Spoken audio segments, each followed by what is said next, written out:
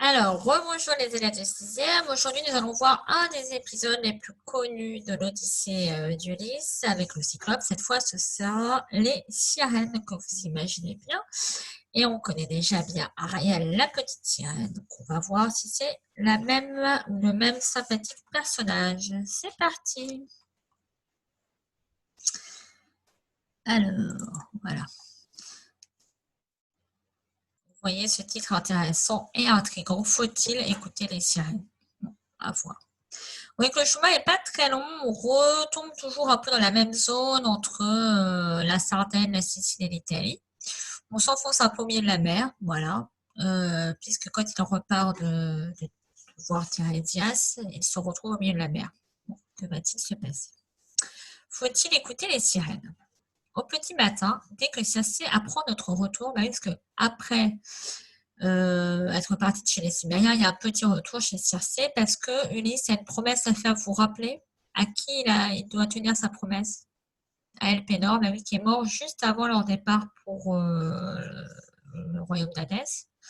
Et il est revenu sous forme de fantôme et il a demandé à Ulysse de l'enterrer. C'est ça.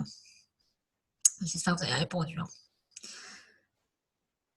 Elle arrive pour nous réconforter avec du pain, de la viande et du vin doux. Les hommes, buvant à grands traits, oublient peu à peu le monde des morts, auquel tôt ou tard ils seront condamnés. Toute la journée, nous restons assis sur la plage à festoyer. Lorsque les marins s'endorment près du navire, Circé, sans bruit, me prend la main et m'entraîne à l'écart. Elle se couche à côté de moi pour que je lui raconte tout ce que j'ai vu. Agamemnon assassiné, ma mère morte de chagrin, et tous ceux qui, ayant bu le sang des sacrifices, m'ont révélé la vérité. Ne pense plus au monde des Cimériens.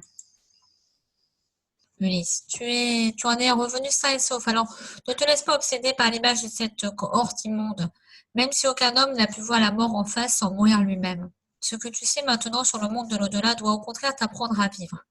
Mourir pour la gloire, c'est toujours mourir. Saint Amand, dont Achille, si courageux au combat dans la guerre de Troie, t'ont prévenu. Il aurait mieux aimé vivre encore, même en cultivant simplement la terre, que de rejoindre le monde souterrain en mourant en héros.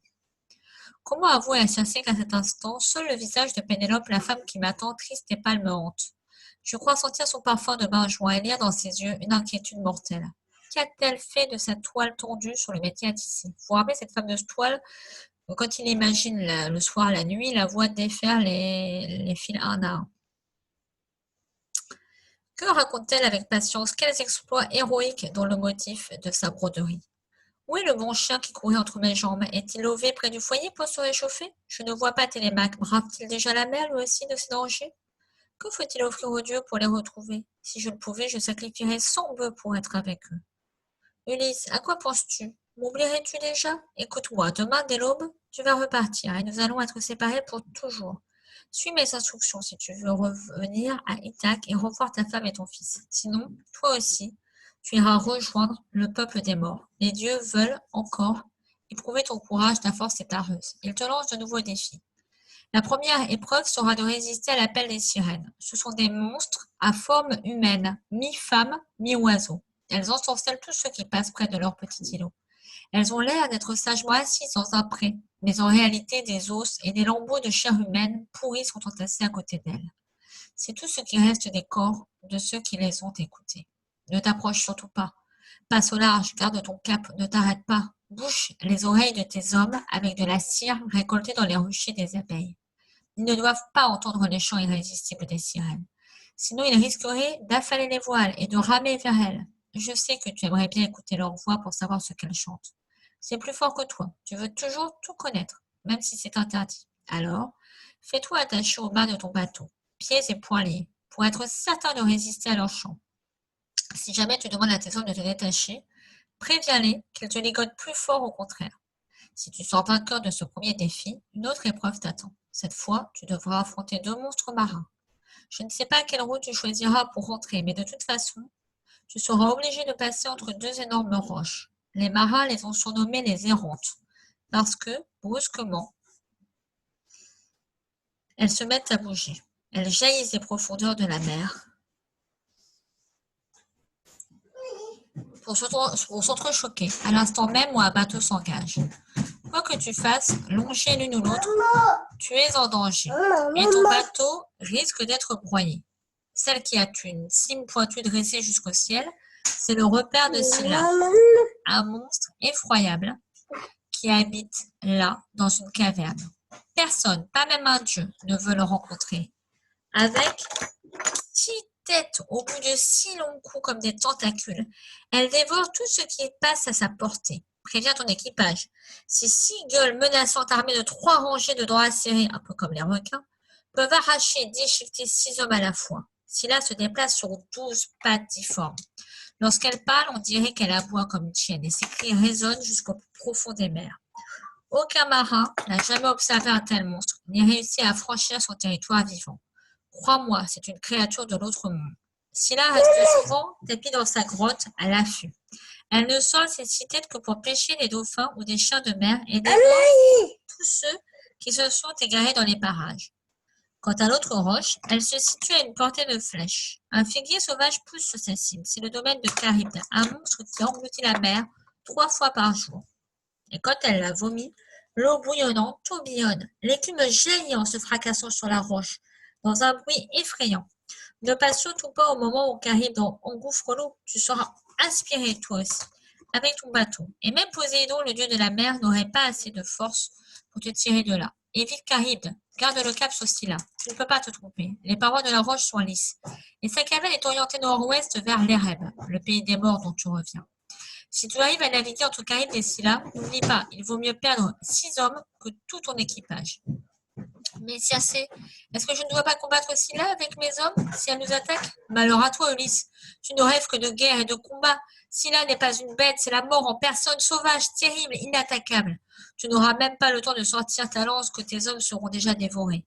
Fuir, c'est la seule chose que vous puissiez faire. Ramez de toutes vos forces et priez que les dieux vous épargnent. La 3e épreuve te semblera peut-être plus facile, mais ne te crois pas vainqueur avant d'avoir triomphé. Lorsque tu feras escale sur l'île du Trident, là où paissent les vaches du soleil et ces moutons bien gras, surtout, ne touche à aucune de ces bêtes. Les bergers qui les gardent sont de très belles nymphes, mais ce sont surtout les filles d'Hélios. Ne pensez qu'à votre retour à Ithaque. Et quoi qu'il arrive, ne volez aucun bétail, sinon vous mourrez. Vous vous rappelez qui a déjà dit ça, là, ce dernier avertissement? Et oui, c'est Tirésias le devin, et c'était au pays des morts.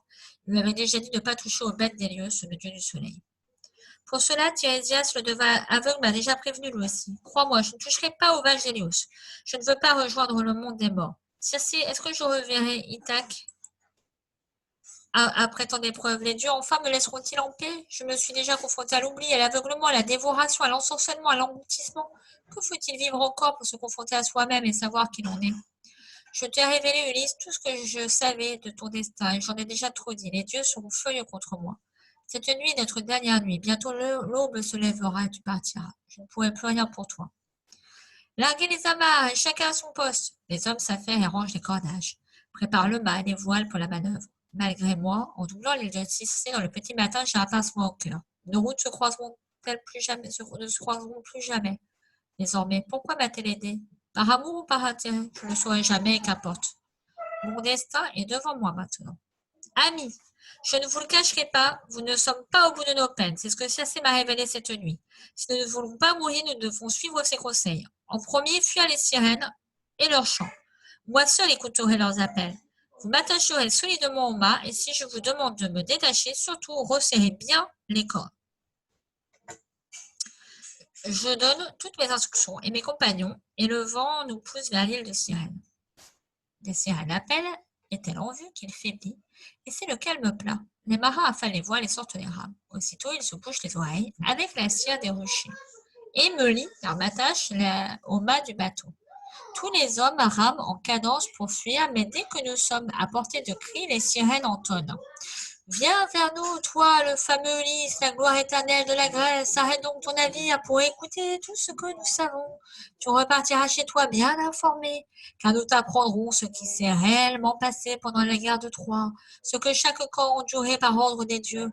Nous connaissons le passé, le présent et l'avenir, et nous ne révélerons nos secrets qu'à toi seul, Ulysse. Viens, ne crains rien. Il faut que je les approche et je dois savoir.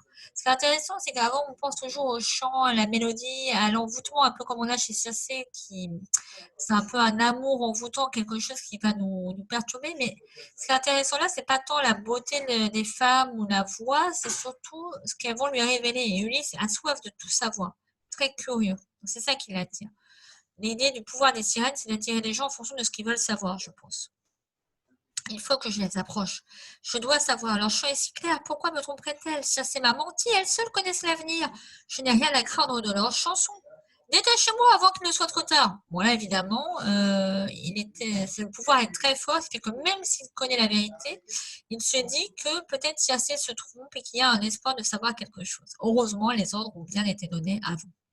D'un signe de tête, je demande à mes compagnons de me libérer, mais ils rament plus vite. Et Euryloque lui reçoit mes cordes si fort qu'elle me blesse. Au large, mes compagnons défont mes liens et retirent la cire de leurs oreilles. Alors pour l'instant, et encore une fois comme chez Hadès, Ulysse, qui devient de plus en plus sage, se conforme exactement aux recommandations de Circé, et malgré le moment où il a faibli, où il est prêt à rejoindre les sirènes, comme il a bien fait appliquer les consignes, ces hommes lui obéissent au doigt et à l'œil, et il passe l'épreuve des sirènes sans problème. Et nous en sommes là.